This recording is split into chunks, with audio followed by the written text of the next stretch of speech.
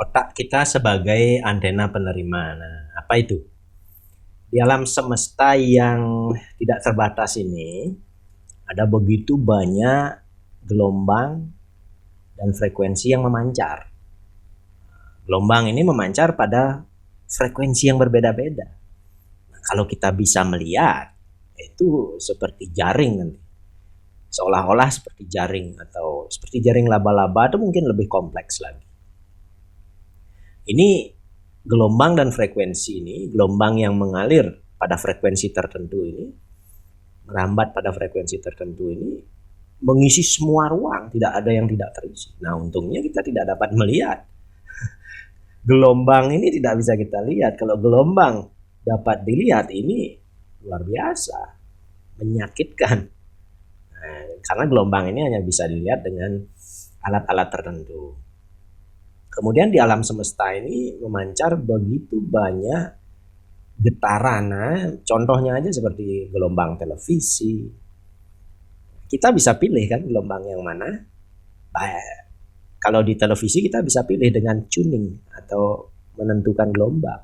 Nah, otak kita pun bisa memilih dengan secara sadar ataupun tidak sadar.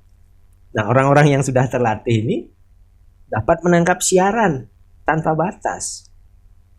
Mereka ini adalah contohnya penemu, orang-orang yang pintar, orang-orang yang terlatih. Nah, mereka dapat menangkap atau memilih atau bahkan mendownload siaran-siaran tertentu dari server alam semesta. Server ini sangat tidak terbatas, luar biasa. Nah, inilah salah satu pentingnya latihan pernapasan tertentu, latihan pernapasan angit prana ini, yang akan membawa perubahan gelombang otak kita menuju frekuensi tertentu sesuai dengan yang kita lihatkan. Nah, ini akan dapat menangkap siaran tertentu juga dari jaring alam semesta ini. Nah, jadi jangan takut dan juga jangan kaget nanti ketika misalnya Anda melihat hal-hal aneh gitu misalnya, atau mendengar sesuatu yang aneh. Nah, ini misalnya anggaplah itu pewahyuan gitu misalnya, ya. Jangan takut. Ketika Anda berada dalam gelombang otak tertentu, santai saja. Ingat, Anda itu selalu satu adanya dengan Sang Pencipta. Selalu saja ingat hal tersebut.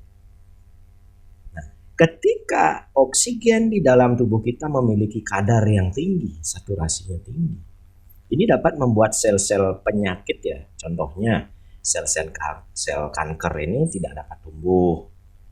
Ini sangat bermanfaat. Dan apabila tidak, itu sangat berbahaya jika tubuh kita kekurangan oksigen. Sangat berbahaya. Karena akan ada banyak sekali ruang, ada banyak ruang di dalam tubuh kita ini yang tidak dipasok oksigen.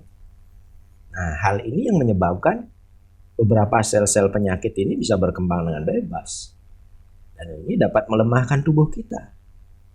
Ada begitu banyak manfaat ketika tubuh kita ini kaya atau memiliki banyak oksigen, terutama yang diperoleh dari latihan pernapasan.